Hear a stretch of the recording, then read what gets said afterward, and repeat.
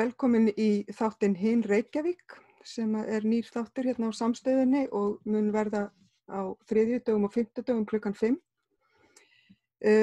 Við ætlum að ræða núna matarúthlutanir hjálparstofnana og hérna eru komnar til mín Sanna Magdalena Mörtudóttir, borgarfulltrúi sósíalista í Reykjavík, Hildur Oddsdóttir og Helga Hákonardóttir sem eru báðar sjálfboðaliðar og grasrótaraktivistar í PEP Ísland, samtökum fólks í fátækt,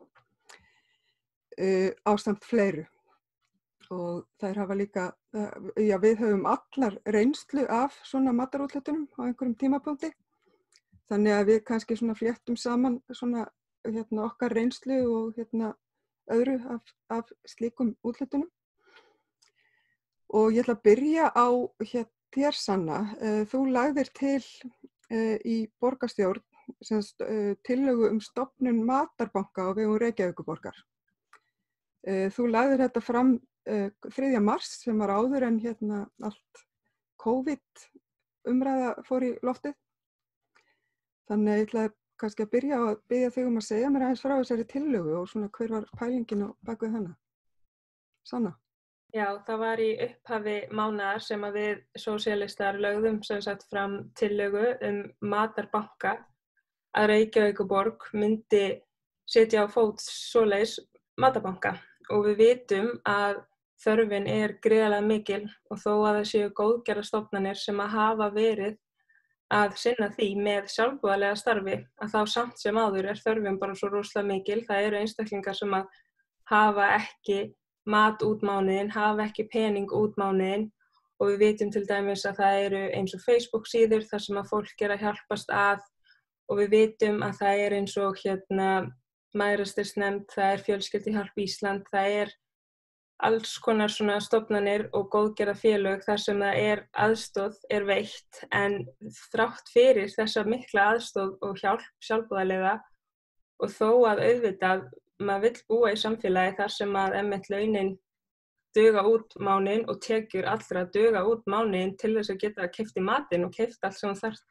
á að halda út mánuðinn og alla mánuði ársins og þá bara vitum við að staðreyndin er ekki þannig og þannig að hugmyndin að bak við svona matarbanka er svo að við værum bara að mæta þessari neyð, að þetta væri svona viðbragð til að tryggja að enginn myndi upplifa svengd eða hungur og að í þessu matarbanka að þá væri áhersla lögð á fjölbreytt fæði, næringaríkan mat og matur sem að uppfyllir þarfir allra út frá þá óþoli, ofnæmi og að þú gætir þá labbað inn eða farið inn í hana matarbanka og náð í og valið það sem þú þarft út frá þínum þörfum og að þarna sérstu þá líka ekki einhvern veginn kannski með stressið bak við þig varðandi bara já, hvað kostar þetta og hvað einhvern veginn á ég þá mikið eftir kannski núna af einhverju inni. Þó það sé náttúrulega líka rosalega valdeflandi og mjög mikilvægt líka að úthluta til dæmis rafrænum kortum og þetta er eitthvað sem maður hefur líka velt fyrir sér ef maður væri að fara þessa leið, hvort það væri þá ekki jafnvel bara betra að úthluta svona gjafakortum í bónus eða eitthvað svoleiðis, að þá finnst manni líka mikilvægt að maður getur bara labbað inn á einhvern stað og náð í allan matinn sem maður þarf, það sem maður þarf á hverjum tíma, án þess kannski að vera með stressið einhvern veginn bakvið bara hvað kostar þetta? Ég get náði grænmeti líka, ég get náði ferska ávexti líka, án þess einhvern veginn að hugsa ef ég kaupi þetta þá á ég bara 568 krónur eftir, ég ætla frekar að kaupa bara meira pasta og meira pastasósu. Þannig að þetta var svona hugmyndin, næringaríkt fæði og þú getur valið sjálfur og það sé einhvern veginn ekki verið að taka þetta val af þér og þó maður hafi sjálfur verið með þakklátur fyrir matarúthlutanir og þessar góðgerðarstofnanir sem eru einmitt sjálfboðaliðar og koma til móts við þörfina í gegnum tíðina og maður hefur verið þakklátur fyrir þetta að þá finnst manni einmitt líka mikilvægt að fólk getur bara valið það sem það vill borða. Já, einmitt. Ég held nefnilega að sé þetta sem að kannski fólk skilur ekki alltaf og það er að fólk sem býr við fátækt, þú veist, allur peningur sem það færi er alltaf, einmitt, það er svo takmarkað og þannig að þú ert alltaf í þessum gír að hugsa, þú veist, hvað get ég fengið fyrir þetta? þú veist, ef ég fæ þetta þá verð ég að sleppa þessu og þú veist, það ekkert allir sem tengja við þá pælingu endilega, þannig að ég skil hvað þú ert að fara. En ég ætlaði kannski að heyra í ykkur, byrja á þér kannski Hildur. Af því að nú hefur þú reynslu til dæmis af því að sækja þessa aðstoð. Hvað finnst þér eins og til dæmis þetta, til dæmis að sumar stofnanir eru að rétta þér mat í poka og aðrar eru að gefa innegnakort. Hvað segir þú þessa aðstoð? Náttúrulega fá innegnakort er náttúrulega góður kostur upp á það, þá ertu að fara að versla inn í raunin þess sem að þér til vantar. Og það eru náttúrulega rosalega margir sem kannski með mismunandi óþoli eða eitthvað slíkt fyrir ýmsu sem verið að bjóða upp á þessu stofni, hérna eins og Mæðrastyrksnefnd og þeim. Þannig að hitt náttúrulega rosalega góða kostur upp á svo margt og ýmislegt þannig. Þannig að þetta kannski ágætt að fá blanda af hvoru tveggja eða Mér finnst í rauninu ég náttúrulega fer rosalega mikið hjá Mæðrastyrksnefnd Reykjavíkur og fer þangað og fæ mat frá þeim, svo hef ég fengið aðstoð hjá Hjálparstarf kirkjunnar. Þannig að ég hef vist nýtt með þetta hvort tveggja og hef fengið, náttúrulega þegar ég farin á Mæðra og hef ég fengið það sem ég vist þarf. Það náttúrulega þegar þú kemur þangað þá getur þú valið hvort þú vilji fá eða ekki. Þannig í rauninni þú lappar eftir og velur úr hillunni. En hugmyndið sem að Sanna var að tala með matarbanka líst mér alveg rosalega vel á. Já.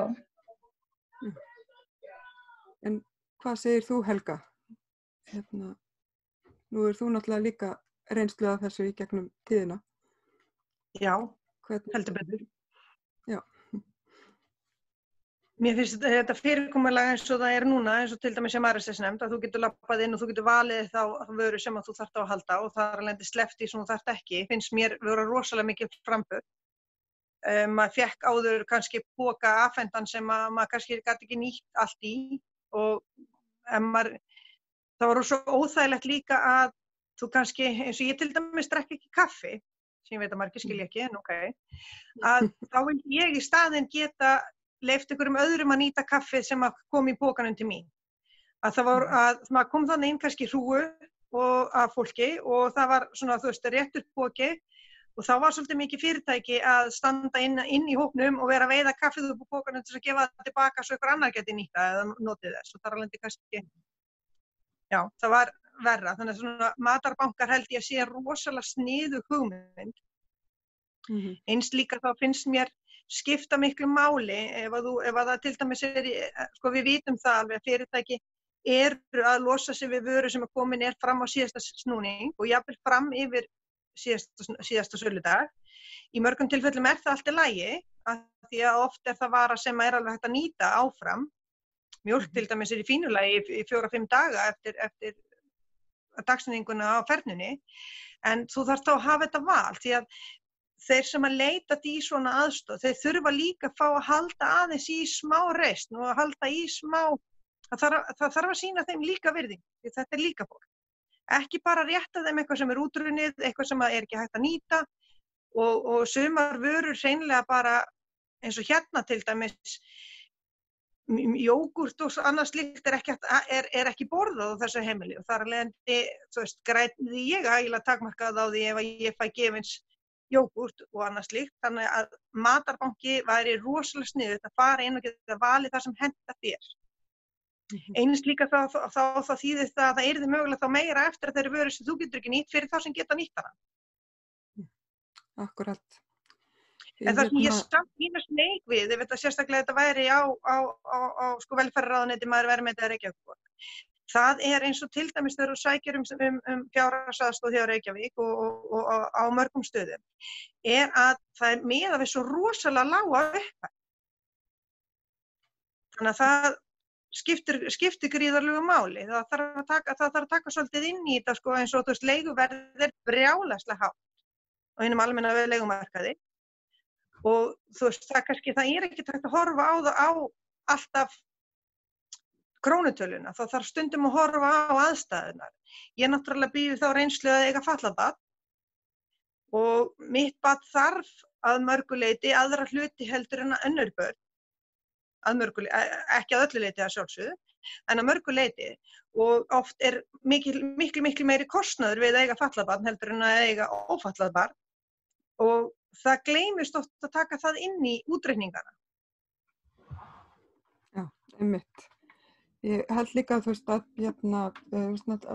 tala viðmiðin og það er náttúrulega grundvallaratriðið náttúrulega að það er náttúrulega hneyksli að fólk eigi ekki nóg til þess að lifa af, þú veist að allt sé svo nefnt skammtað bæði laun og bætur að við eigum ekki fyrir mat út mánuðinni, það er náttúrulega mesta hneykslið en þú veist á meðan þetta er svona þá náttúrulega þarf að vera einhver svona úrræði og það er náttúrulega til dæmis eins og Sanna, þú náttúrulega hefur talað mikið þína reynslu af því að vera barn og alast upp við einmitt að fá svona úthlutanir. Hvernig upplifir þú þetta til dæmis að það kemur bara poki sem að þið vita, einhver svona óvissu poki í raun og veru, þannig að þú kannski farið ekki endilega að velja það sem þú borðar. Hvernig upplifir þú þetta á sínum tíma?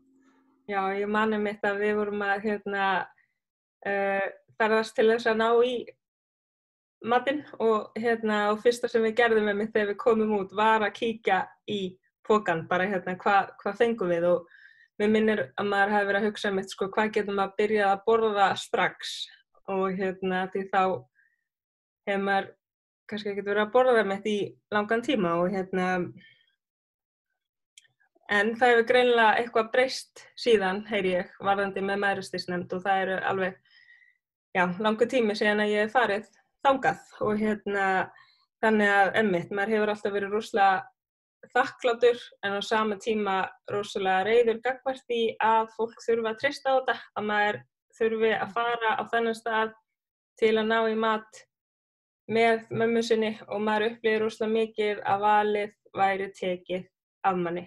Að maður fær mat, maður fær að borða en maður þarf að fara á þennan stað til að fá einhvern poka, þú veist ekkert hvað er í honum, þú veist ekkert hvað þú ert að fá að borða og maður þarf bara að vera einhvern veginn svona þakklátur og maður lærir bara að vera ekkert með væntingar og þetta fer bara inn á svo mörg svið í lífum hans og núna er ég einhvern veginn alltaf með rosa mikið af mat heima hjá mér í niðursuðudósum. Ég veit ekki hvort að þetta tvennt sé tengt en ég ætla bara einhvern veginn ekki að lenda í þeirri stöðu að það sé ekki matur heima hjá mér. Þú veist, ég ætla bara að vera örugg og það er bara alls konar matur sem að dugar mjög lengi sem er heima hjá mér. Af því ég ætla bara ekki að koma mér í þá stöðu að ég verði einhvern tíman óörugg og svöng og einhvern veginn í bara ótryggri stöðu og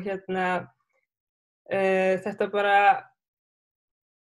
ruglar í mjög miklu og ég held maður sé ekkert endilega kannski með heilbrigð samskipti við mat en það er náttúrulega gott að heyra kannski að það sé aðeins hægt að velja meira núna og ég man til dæmis að einu sinni fengum við leikhúsmiða í gegnum mæðrastyrksnefnd og það var mjög skemmtilegt en svo hugsa maður náttúrulega hvað ef þú ert með óþol eða ofnæmi eða hvað þú vilt forðast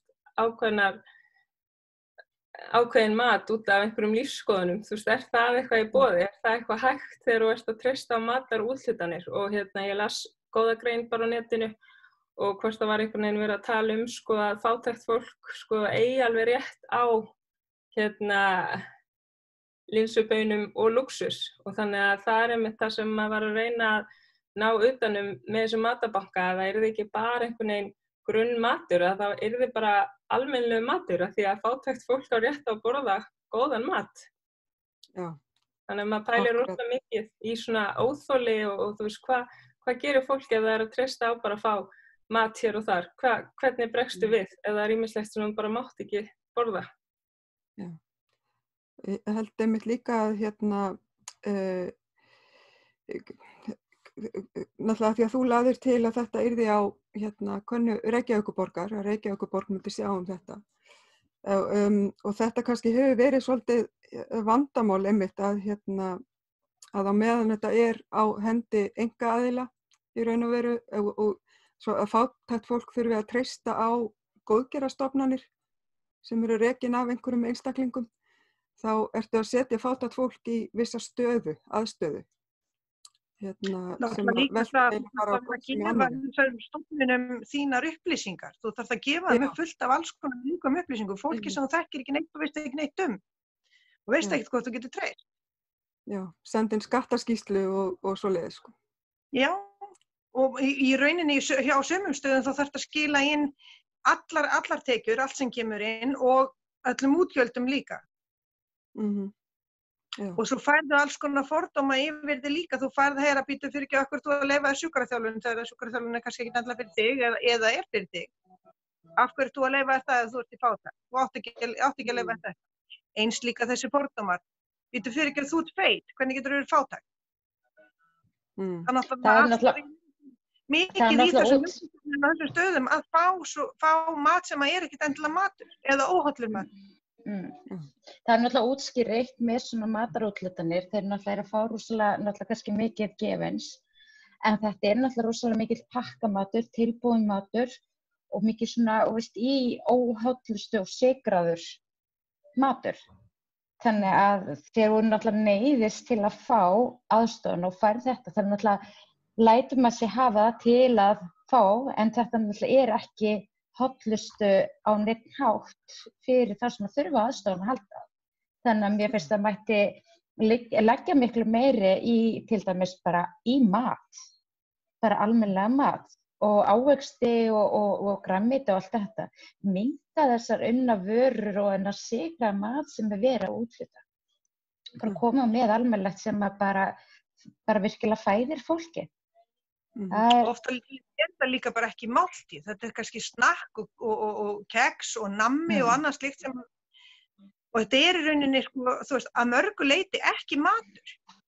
Þetta er náttúrulega 70%, þetta er svona í 70% tilfella er þetta bara pakkamatur og svona, sykraður. Ekki matur í rauninni sem bara fólki þarf eða þyrfti á að halda. Og ég sammála því eins og verið að tala um skattaskýrsluna. Jú, ég skil náttúrulega í og með að þau verða að hafa ykkur viðmið eins og til dæmis hjá fjölskylduhjálp alltaf til að sjá sko að þeir náttúrulega það er einn og einn sem að kannski þarf átt á þessu að halda og er að koma og kannski skemma náttúrulega fyrir þá öllum öðrum sem náttúrulega bara, það þarf bara einn. En samt þetta náttúrulega veldur miklum kvíða og vanlíða og það þarf að fara endalaust með ykkur pappír og útskýra þínu stöðu og sína alla launaseðla eða greiðsluseðla eða eitthvað slíkt til að fá hjálpina. Og kannski fyrirstaða fyrir marga líka vegna þess að það eru margir sem vilja ekki gefa út þessar upplýsingar. Hvað segirðu, Helga? Það er náttúrulega líka þannig að þú ert kannski í vondri stöðu núna eins og þeir sem eru að upplifa núna sem eru í kórónaruglunu öllu saman, þeir sem eru að missa vinnun út af því, ef þeir eru að koma og sína síðustu 3 launaseðla þá eru þeir ekkert að sína raunstöðuna hjá sér. Þú sækjum aðstoð hjá félagsþjónustunni og þú sýnir þú varst með þetta í tekjur í síðustu mánaðamót að þá það tekið mið af því. Þú fær kannski miklu lægri framfærslu núna af því að þú varst með háa framfærslu síðan, en þú kannski með enga framfærslu núna. Núna er náttúrulega einmitt staðan líka kannski svolítið að breytast hjá fólki af því að náttúrulega núna erum við að upplifa svona þessa tíma þar sem að fólk er bara hreinlega kyrrsett heima hjá sér og jafnvel öll fjölskyldan. Hvernig, til dæmis þið eru með börn, Hildur og Helga, hvernig er aukið álag á ykkar heimilum, til dæmis bara fjárhagslegt út af það sem að allir eru heima? Ég get alveg sagt, þetta er mikil vinna. Ég meina bara í byrjun mánaðarins þá var náttúrulega eins og maður gerir alltaf að borga sína reikninga og er með sín plön og allt, eins og ég hugsaði, strákurinn minn í skóla, hann fær náttúrulega hádegismat og eldri líka, þannig að maður svona er búin að púsla púslinu. En náttúrulega þegar þetta skall á og börnin eru meira heima og borða meira, nákvæmlega, þegar þú átt í rauninni ekki krónu og þá er bara hver dagur þú ert bara, þegar þú vaknar, bara hugsaðu, hvernig ætla ég að láta hennar enda, hvar næ ég, hvað fara ég að fara, hvert á ég hlaupa. Þannig þú ert endalaust að púsla bara hver dag. Þannig ég finn bara þessar 2 og upp í 3 vikur bara hefur reynt rosalega mikið að bara andlegurlega hjá mér. Og þetta er, ég veit ekki, mér finnst við gleymast alveg rosalega mikið þessi hópur sem að virkilega þarf á hjálpan að halda.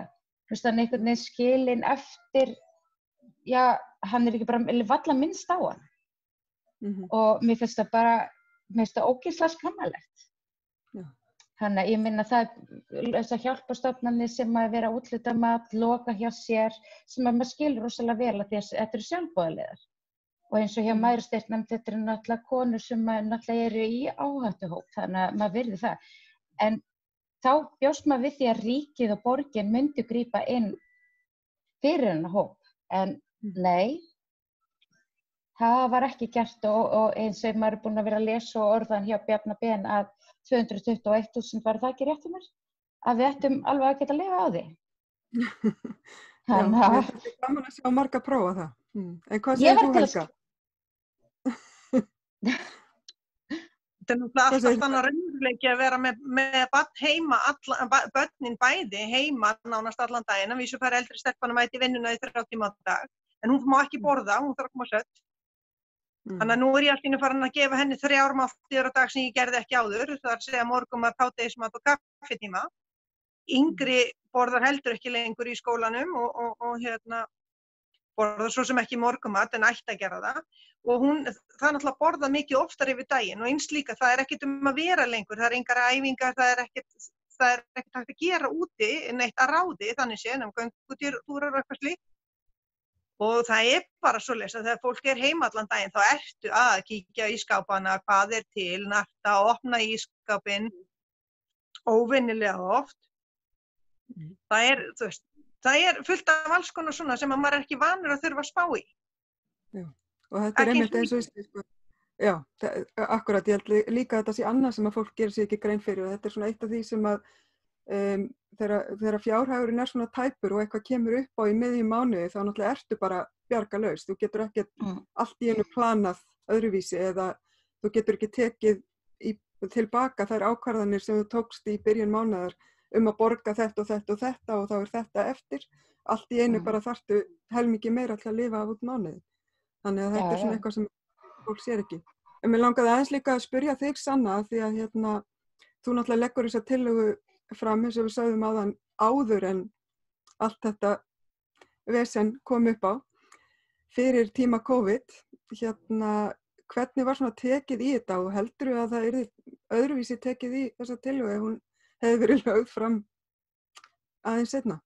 Já, þetta var svona aðeins byrjað en það var ekki komið svona mikið, ekki samkomubann og þetta og það voru náttúrulega umræður viðbrögð eða svona umræður bara COVID í borginni og ég legg þessa tillögu fram og það voru bara mjög litlar umræður frá meirihlutanum og svo var bara gengið til atkvæða þessa tillögu.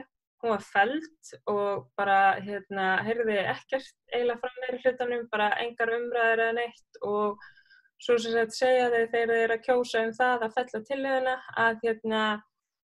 að það sé starfandi svona hópur sem að sé að móta svona tillögur sárafátækt barna og fjölskyldna þeirra og að ég einmitt eigi sæti í þeim hópi og bara svona vísa dálítið í það og það sé einmitt hægt að leita einmitt til svona stofnana og að mér minnir að það hafi sagt einmitt að borgin styrki þessar stofnanir. Þannig að það voru nú mjög kaldar kveðjur eftir að maður er búin að benda á að það bara dugi ekki til og við þurfum að bregðast við.